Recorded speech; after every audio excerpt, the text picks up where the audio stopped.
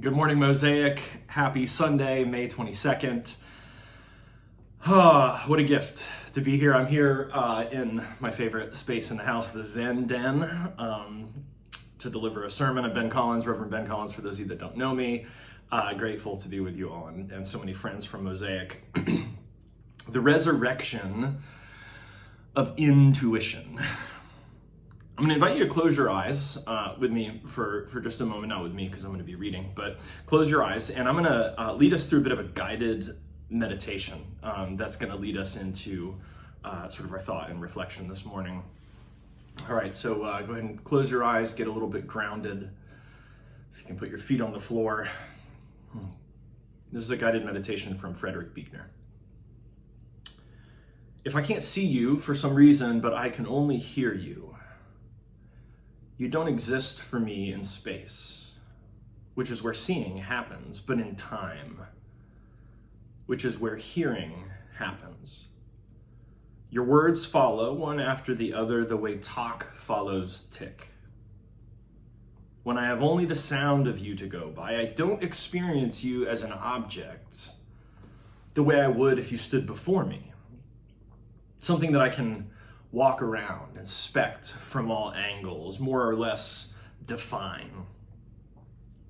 I experience you more the way I experience the beating of my own heart, the flow of my own thoughts.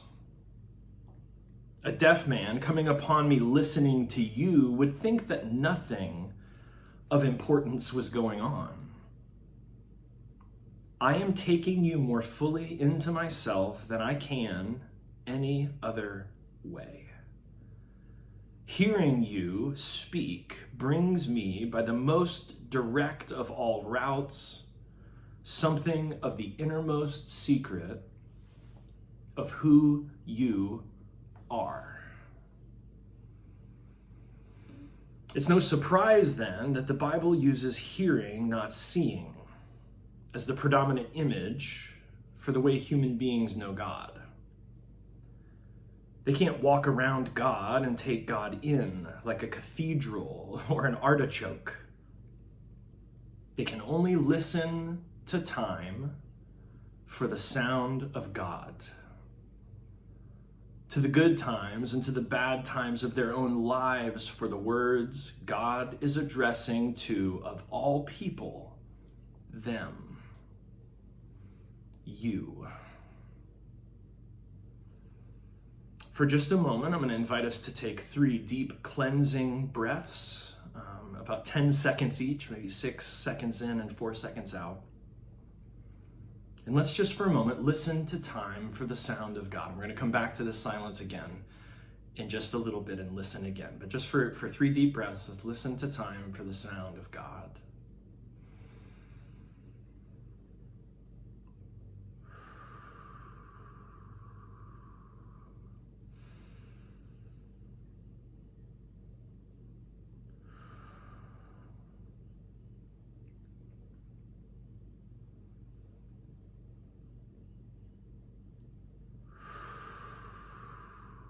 I do hope that the microphone on my phone is good enough that you can hear these beautiful birds singing in the background.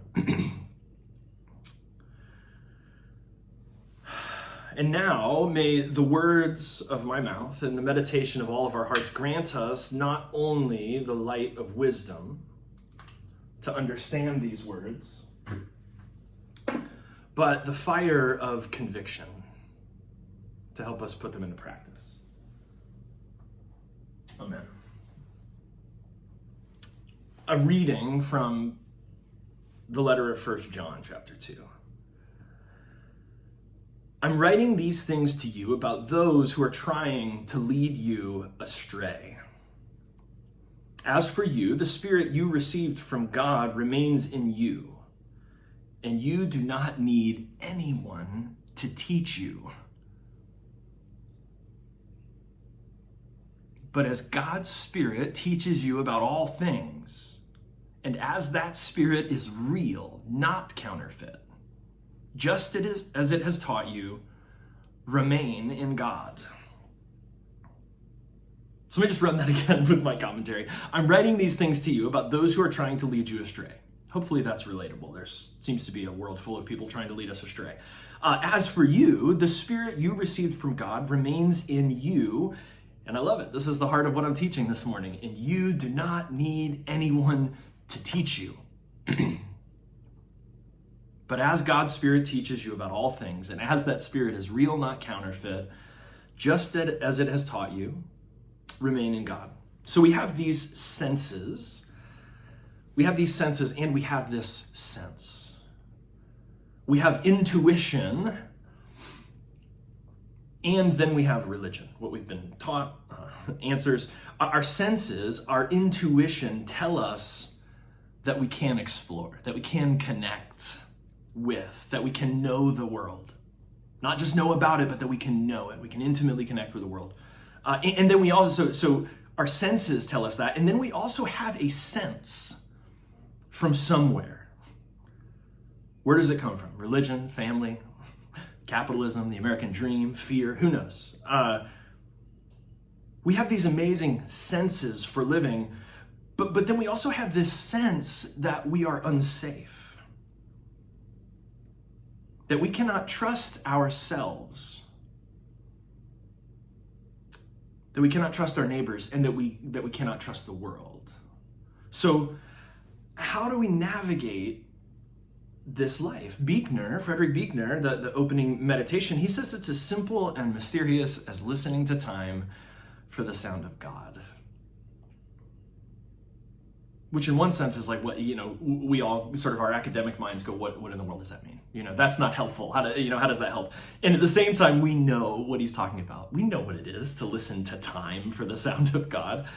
The authors of 1 John, the same ones, by the way, who write this fabulous letter with the bumper sticker that we all love, God is love, right? That comes from the letter of 1 John. Yeah, God is love. The same authors that wrote that letter 2 chapters earlier, they also said, hey, you don't need anyone to teach you because the Spirit is in you. And their assertion is the same Spirit that was animating Jesus, right? His life, his teachings, his prophetic witness, his political engagement, his death, and the story of his resurrection. They're saying that same Spirit that animated the whole Jesus movement, that Spirit is alive in you. So you don't need gurus, right? You don't need religion. You don't need anyone to teach you because that Spirit, the real thing, that's in you. That's still in you. Like, why would Judy's been just a great friend and supporter of mine for so long. So Judy and I go to coffee, right? And I say, Judy, thanks for coming to coffee. But then I pull out a book and I start reading and I'm ignoring Judy. And Judy looks over and what book am I reading? It's a biography of Judy, right? Like, why would I sit across the table from Judy and read a book about Judy when I could actually know Judy? She could be telling me what matters to her right now, not about her. So you guys may know the author and speaker and former pastor Rob Bell. He founded 20 years ago Mars Hill Bible Church. He wrote a book called Love Wins that sort of questioned the evangelical understanding of hell. So he's been kind of like an idol of mine for a long time. I've looked to him. I've shaped a lot of my ministry and my speaking style and all that, a ton off of him. And I got to connect with him about 5 or 6 years ago through a mutual friend, and we got to go surfing together in LA just for like an afternoon. And just a couple waves into the surfing session, he gets injured by the fin on his board and his leg is bleeding. And so me and my friend Pete Rollins, we end up taking Rob Bell to the Beverly Hills ER, and we hang out with him for like 6 hours in the ER. He gets stitches. Anyway, so fast forward, recently closed this church and I'm in transition and getting ready to move into some other things in my career and ministry. And I emailed him just out of the blue and said, hey, Rob Bell, I know you're, incredibly famous and, he's like amazing. But I emailed him and just said, hey, this is who I am. This is what's going on. I don't know if you remember me. I went surfing with you one time and kind of helped you out and we went to the ER. This was like 3 weeks ago. I thought, Rob Bell's not going to, email me back. And sure enough, 2 days ago, Rob Bell emails me back and he says, yeah, sure, come out to LA. When are you going to be here? When are you going to be here? So yeah, I've got 20 years of books. I have everything Rob Bell's ever produced. I've got the podcasts from his church. I've got all his books. I've got his tour DVDs. I've got tickets of live events I've been to with Rob Bell. All that stuff's great. And I'd gladly spend the money to fly across the country for a day to actually be with him, right? Not to have somebody teach me about him, but to go and be with him. That real experience. And it's like, hey, I think part of what the author is saying here, you don't need anyone to teach you. I think, hey, you there, you've got the real thing. The juice, the good stuff, that's already in there. That's already in you. You don't need anybody from the outside to teach you something that makes you right. It's already there. And so here's the Easter sermon.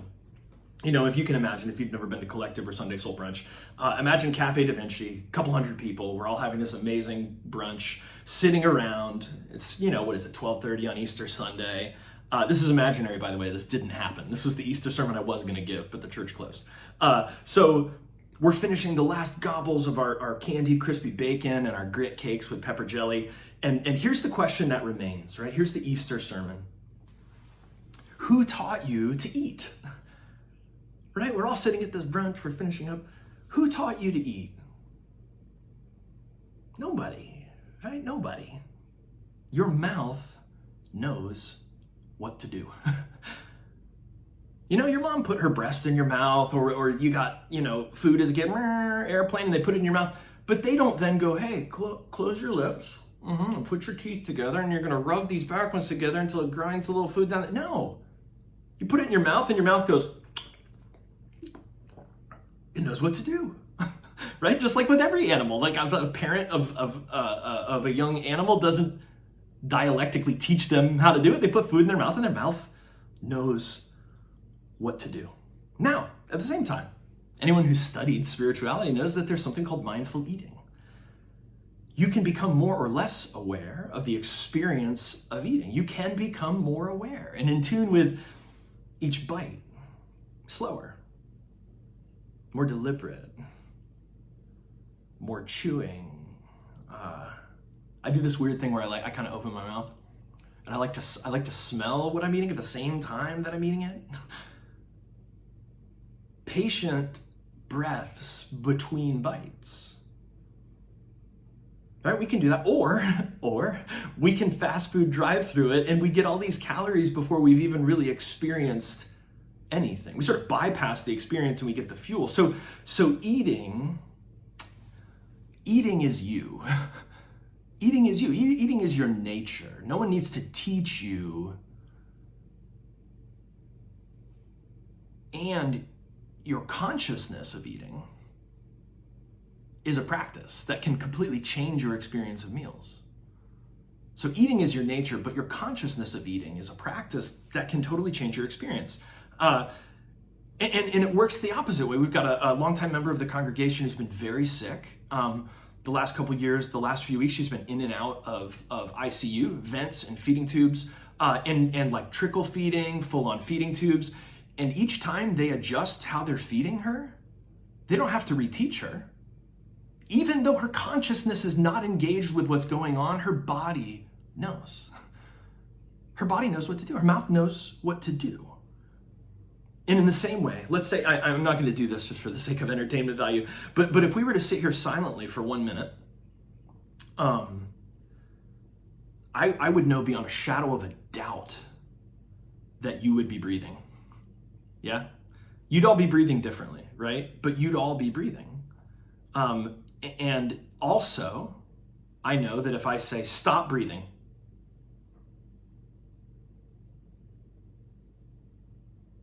we all stop. Now, deep breath. Okay, so we can stop our breathing. We can gasp for breath.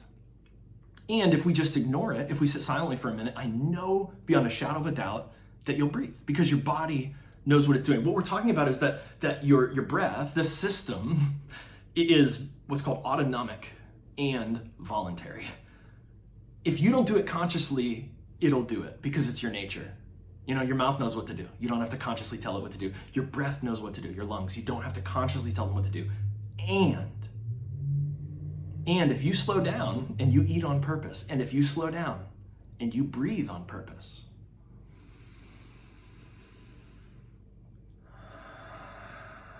it totally changes your experience of eating and breathing, of living. So here's the thing, who taught you to eat?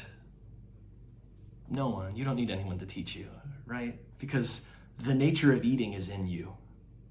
It's real, not counterfeit. Who taught you to breathe? Nobody. Nobody. Why?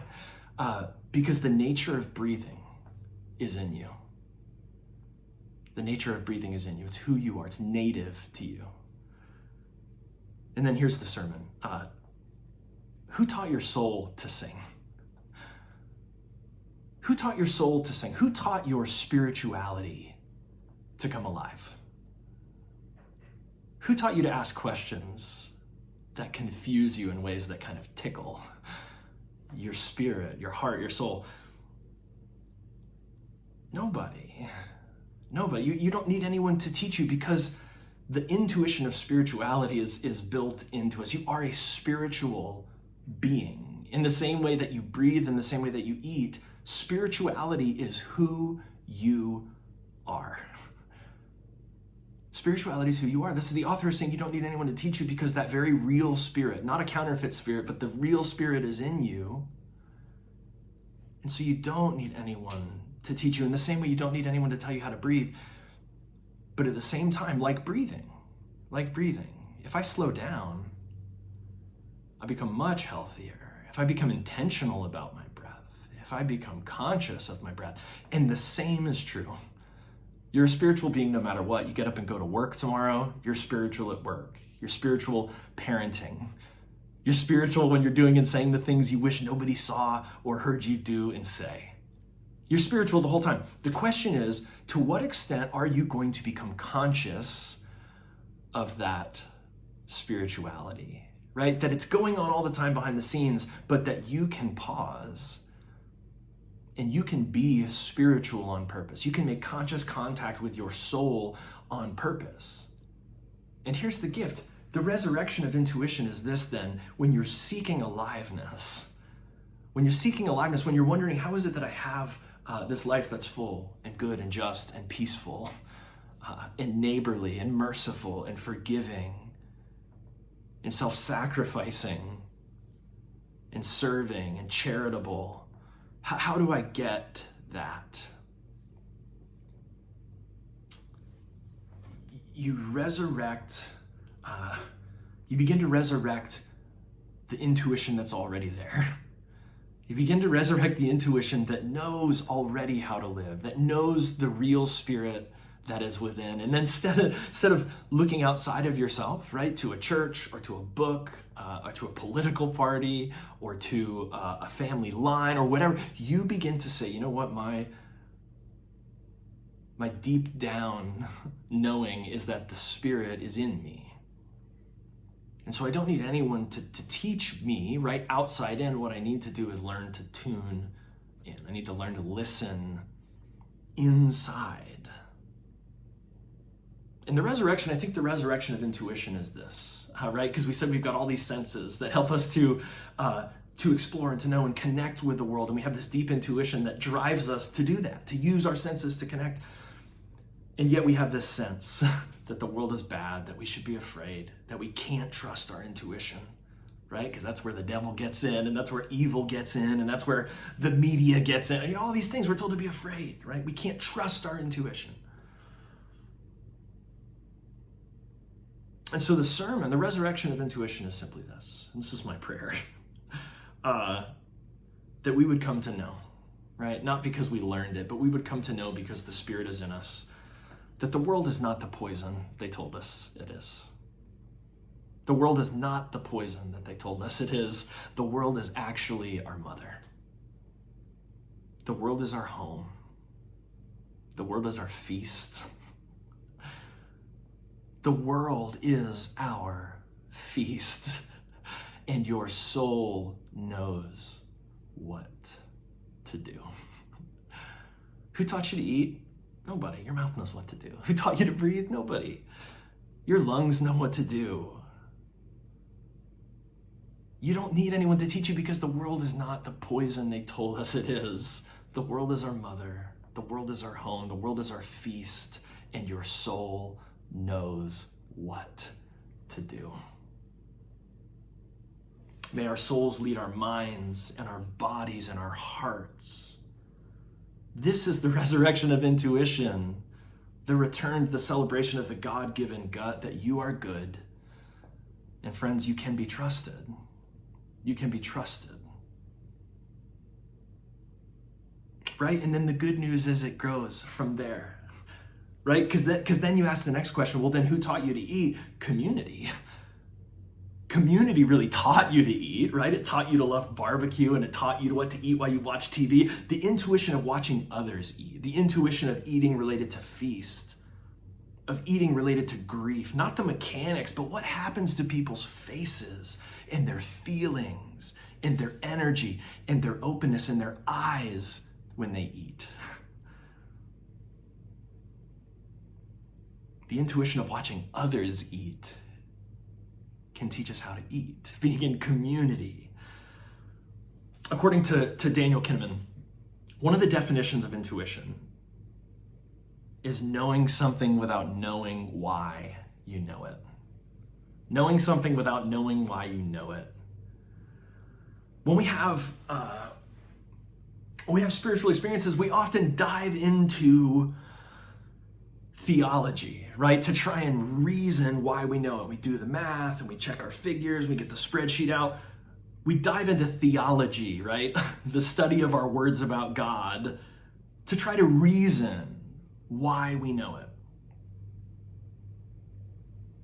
Spirituality is an invitation not to know more why we know it, but to know it more. That's the whole sermon. Spirituality is an invitation not to know why, but to know it more, right? It's an invitation not to know more why we know what we know, but simply an invitation to know it more.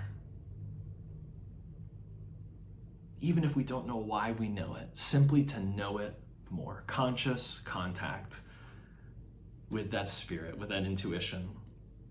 You are spiritual. You are spiritual. We all are. We all are. Your spirituality is native. It is intrinsic. And so you don't need anyone to teach you. You simply need to take whatever the next step is in the practice of knowing more. The fact that you are with us this morning in a spirit community means that you're on the right track. Let's begin here. You likely have some competing voices going on in your head, right? That could make it tough to know how to listen intuitively, right? Which voices are you listening to? Which one's intuition? Which one is accusation? Which one is fear? So let's begin here. And I don't know the answer to that, only you do. So let's assume there are some competing voices. I know there are for me. What at this point in your life seems to be the truest, most merciful, kind, ambitious, and grounded voice in your soul right now? To which voice within should you listen at this point? And the reminder is this: the spirit that God gave you is in there somewhere, is one of those voices. And that our faith is that this true voice, right, that we can intuit and connect with, that this true voice of God will lead us into all life and all truth. But it begins not with magic. It begins with the magic of what we already have and who we already are. And so here it is. Listen, smell, touch, taste, see, and know that you already know. Know that you already know the all-encompassing spirit in whom all that is. May you know it more and more and more and more and more. through the resurrection of your intuition. May it be so with us. Amen.